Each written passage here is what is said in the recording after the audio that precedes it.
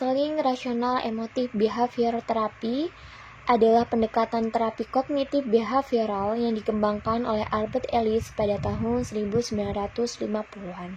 Terapi ini berfokus pada bagaimana keyakinan irasional seseorang dapat menyebabkan gangguan emosional dan perilaku yang tidak sehat. Dalam perspektif konseling rasional emotif perilaku, memandang perilaku bermasalah merupakan tingkah laku yang didasarkan pada cara berpikir yang irasional. Adapun ciri-ciri berpikir irasional adalah tidak dapat dibuktikan, menimbulkan perasaan tidak enak, kecemasan, kekhawatiran, prasangka yang sebenarnya tidak perlu, menghalangi individu untuk berkembang dalam kehidupan sehari-hari yang efektif. Tujuan utama dari REBT adalah berfokus pada membantu konseli untuk menyadari bahwa mereka dapat hidup rasional dan produktif. Kemudian tujuan dasarnya adalah mengajarkan konseli bagaimana merubah disfungsional emosi dan perilaku mereka menjadi pribadi yang sehat. REBT berlandaskan pada konsep ABCDE. Yang pertama ada activating event, yaitu peristiwa yang memicu respon emosional. Yang kedua ada belief, yaitu keyakinan individu terhadap peristiwa tersebut, bisa rasional atau irasional. Yang ketiga ada consequence, yaitu konsekuensi emosional dan perilaku yang muncul akibat keyakinan tersebut. Yang keempat ada disputing, yaitu proses menantang dan mengubah keyakinan irasional. Yang kelima ada effective new belief, yaitu keyakinan baru yang lebih rasional dan adaptif. REBT sering digunakan dalam menangani kecemasan dan stres, depresi, masalah hubungan sosial, dan perfeksionisme dan rasa takut gagal.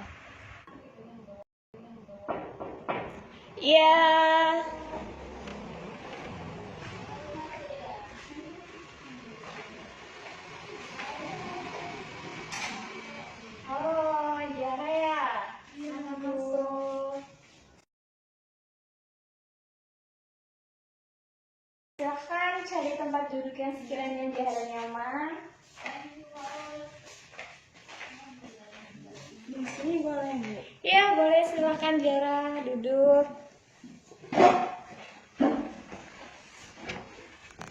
Oke.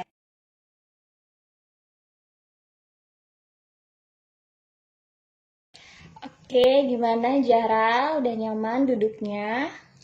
Udah kok, Bu. Oke, sebelumnya kita perkenalan diri terlebih dahulu ya.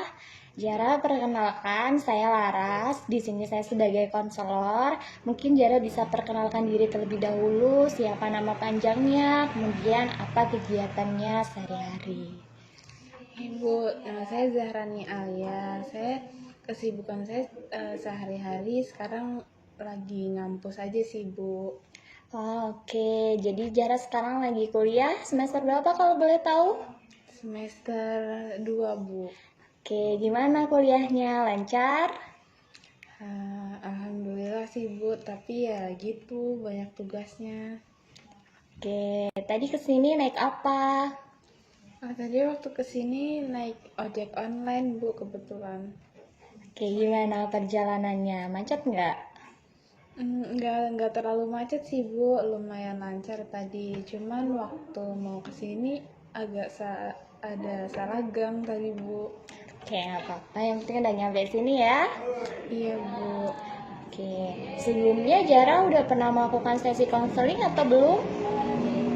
Belum pernah, Bu. Ini baru pertama kali. Tapi Zara tahu apa itu konseling? Setahu saya sih konseling itu kayak curhat terus cerita gitu sih, Bu. Oke, benar. Tapi saya menjelaskan lebih mendalam lagi ya apa itu konseling. Oke, Zara, jadi konseling itu adalah proses pemberian bantuan untuk individu yang bertujuan untuk mengarahkan individu, menyelesaikan masalahnya, kemudian mencari solusi dan mengembangkan individu. Apakah bisa dipahami? Gitu ya, Bu. Bisa, Bu. Oke, baik. Kalau bisa dipahami, bisa kita mulai sesi konselingnya. Bisa, Bu. Oke, tapi sebelum kita memulai sesi konseling, saya izin menjelaskan ya asas-asas yang akan ada di dalam sesi konseling ini. Iya Bu, silakan. Oke, baik. Jadi di dalam sesi konseling ini ada beberapa asas Zahra. Yang pertama itu ada asas kesukarelaan. Sebelumnya Zahra kesini itu ada tanpa adanya paksaan atau ada paksaan dari orang-orang sekitar seperti orang tua atau teman-teman Zahra? Enggak kok Bu, saya kesini dengan sukarela. Saya memang lagi pengen cerita sama curhat gitu. Nah, oke, baik. Nah, itu yang dinamakan dengan asas kesukarelaan. Oke, jadi yang kedua itu ada asas keterbukaan. Jadi asas keterbukaan ini nanti diharapkan Zahra bisa terbuka dengan saya untuk bercerita yang Zahra alami dan yang Zahra rasakan dengan tidak ada yang ditutup-tutupi. Tujuannya supaya sesi konseling ini bisa berjalan lebih efektif. Nah, kemudian yang ketiga itu ada asas kerahasiaan. Mungkin Zahra masih takut ya dan ragu untuk bercerita dengan saya. Iya Bu, saya masih takut kalau cerita saya bocor kemana-mana. Oke, Zahra nggak perlu takut cerita Zahra itu kesebar kemana-mana karena kita sudah dilandasi oleh asas yang saya sebutkan tadi. Jadi cerita Zahra akan terjamin keamanannya dan terjamin privasinya. Zahra nggak perlu takut untuk bercerita dengan saya. Gitu. Apakah bisa dipahami? Oke Bu, kalau gitu.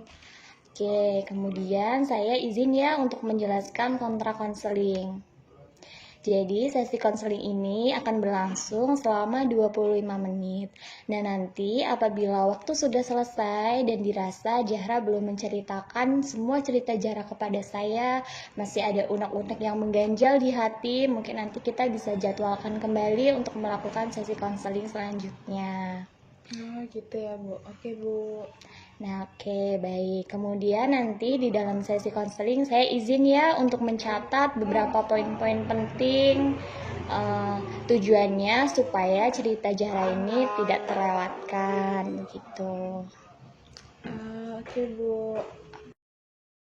Oke, kalau Zahra udah ngerasa nyaman dan Zahra udah siap untuk konseling, Zahra boleh ceritain apa yang dirasain oleh Zahra akhir-akhir ini sehingga Zahra mau datang ke sini untuk konseling dengan saya. Silahkan.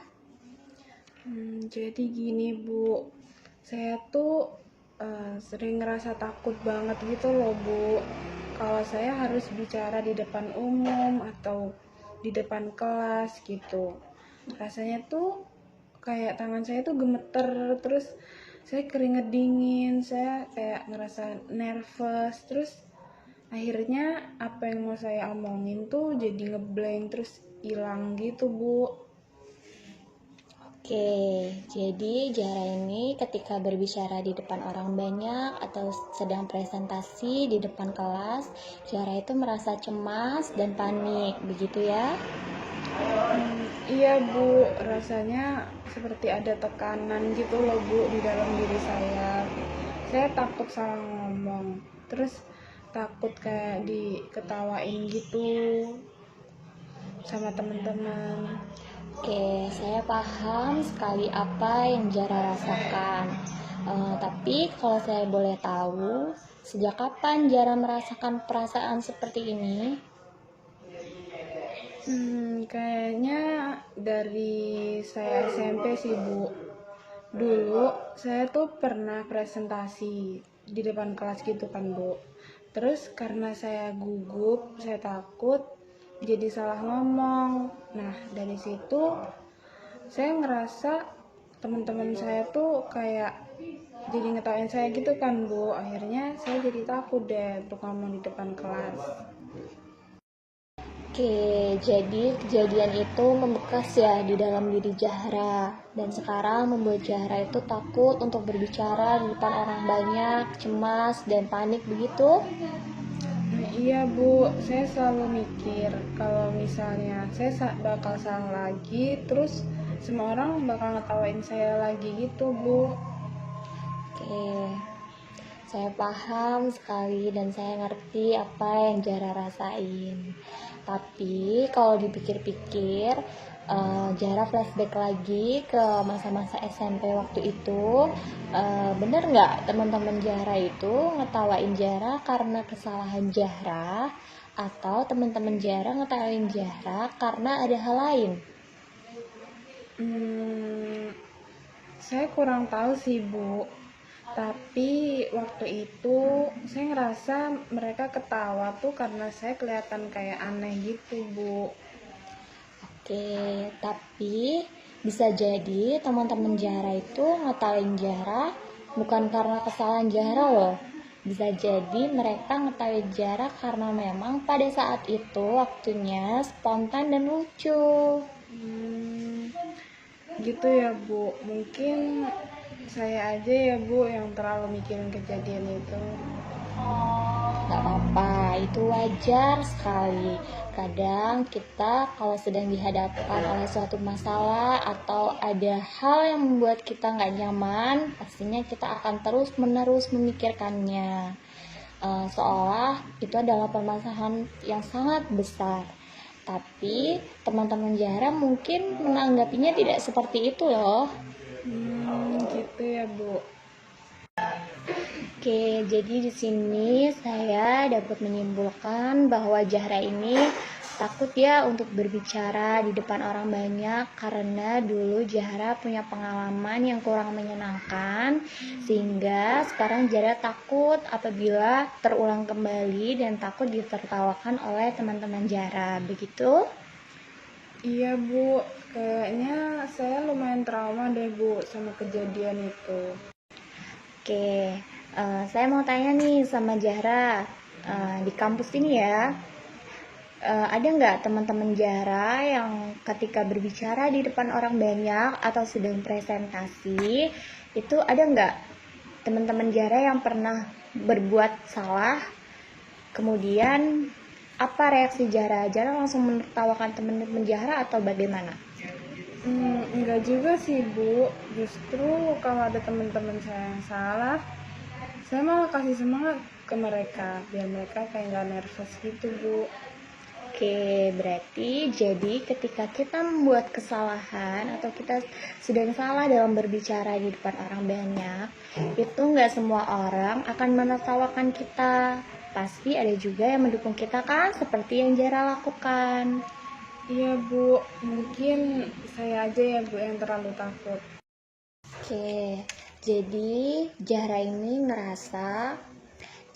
takut berbicara di depan orang banyak atau berbicara di depan kelas karena dulu Zahra punya pengalaman yang kurang menyenangkan, sehingga sekarang Zahra takut pengalaman itu terulang kembali dan takut ditertawakan oleh teman-teman. Begitu?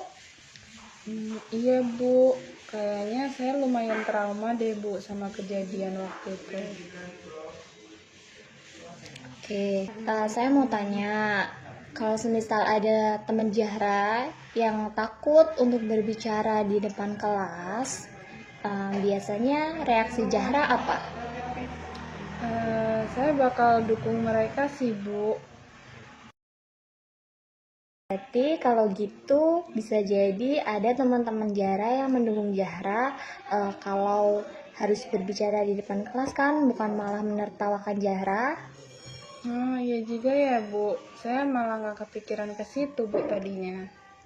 Nah, coba sekarang Zahra pikirkan ada nggak teman dekat atau sahabat Zahra gitu yang bisa mendukung Zahra ketika Zahra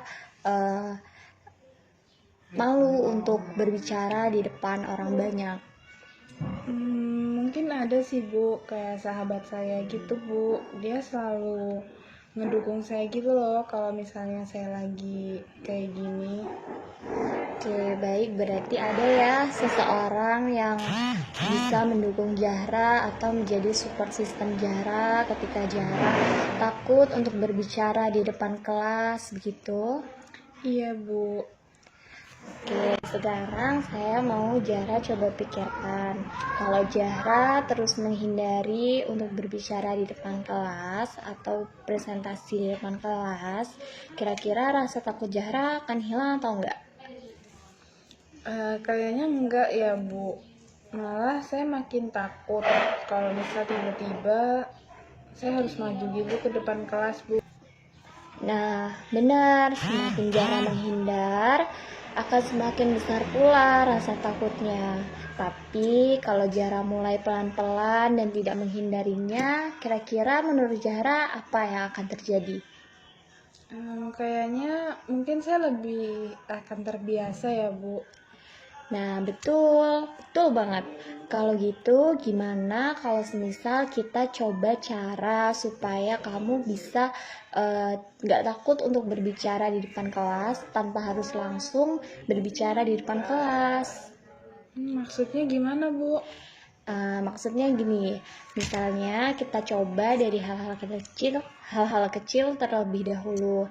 Misalnya Zahra coba berbicara di depan teman dekat terlebih dahulu, begitu. Kira-kira nyaman nggak? Kayaknya ya, Bu, kalau cuma di depan beberapa teman, beberapa orang aja gitu, rasanya nggak setegang di depan kelas sih, Bu. Nah, nanti kalau Zahra udah terbiasa, udah pelan-pelan mulai berbicara di depan teman dekat gitu, nanti berbicara di depan orang banyak itu bukan suatu hal yang sulit loh, atau bukan suatu hal yang menakutkan. Gimana menurut Zahra? Iya juga ya, Bu.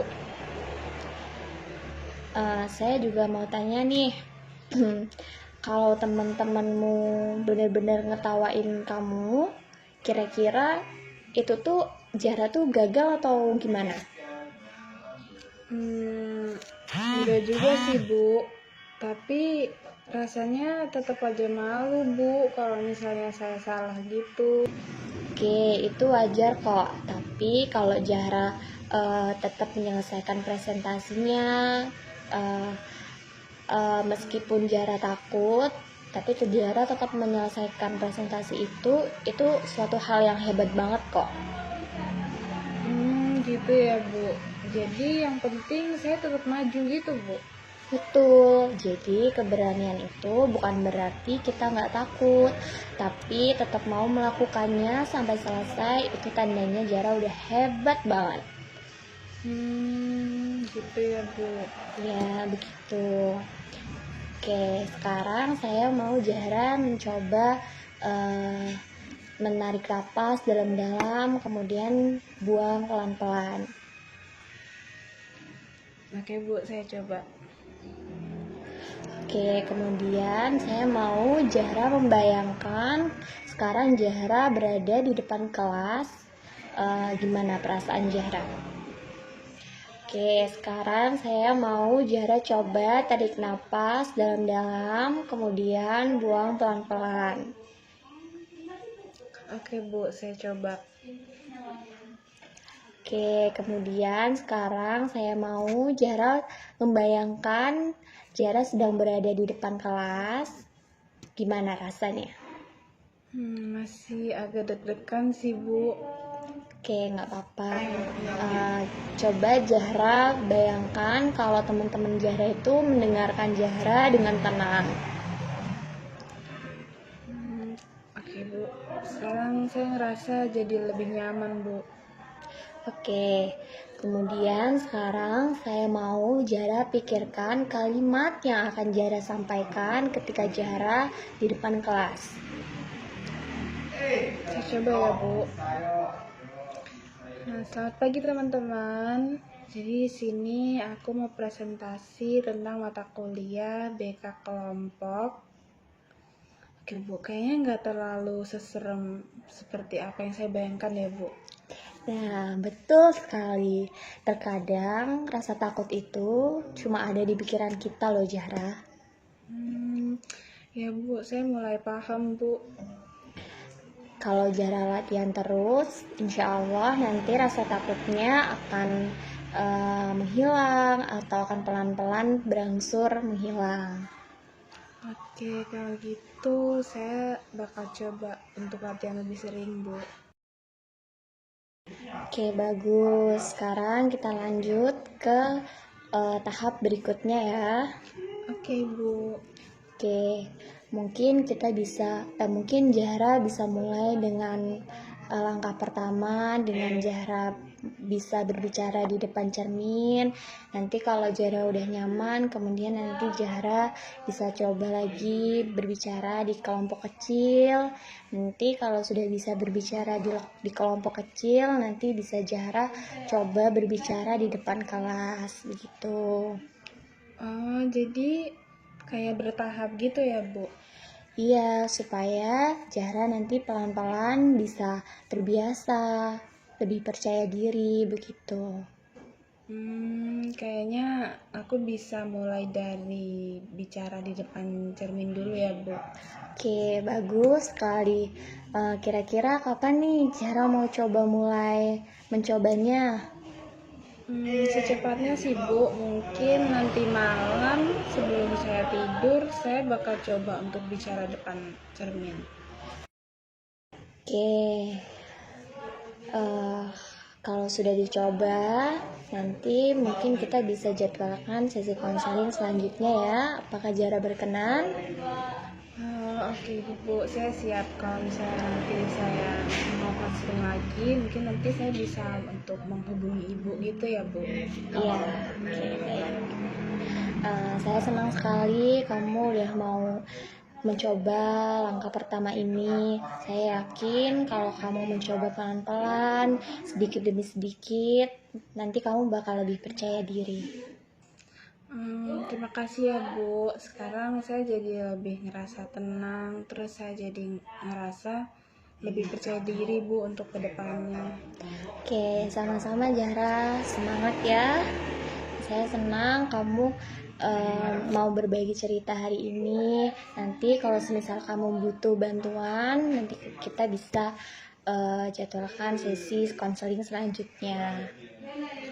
Oke, Bu, kalau gitu saya bakal coba untuk latihan dulu gitu ya, Bu. Nanti kalau misalnya saya perlu, saya bisa kabarin Ibu kan? Bisa banget. Zahra, terima kasih ya sebelumnya. Zahra sudah mau berbagi cerita hari ini dengan saya. Iya, Bu, sama-sama, Bu. Saya juga terima kasih banyak sama Ibu karena Ibu udah ngedengerin keluh kesah saya, udah ngedengerin cerita saya, terus saya jadi lebih semangat gitu, Bu, untuk kedepannya. Oke, mungkin segini aja ya sesi konseling kita hari ini karena waktunya juga udah habis. Mungkin kita akhiri aja sesi konseling kita hari ini. Iya, Bu, makasih ya, Bu. Kalau gitu saya pamit pulang dulu ya, Bu. Iya, oke, sama-sama. Habis ini Jana mau kemana? Langsung pulang aja sih, Bu, ini kayaknya. Naik apa? Kayaknya saya naik ojek online lagi, Bu. Oke, baik, hati-hati di jalan ya. Iya, Bu. Saya pamit pulang dulu Oke, ya, Bu. baik. Mari saya antar. Iya, Bu.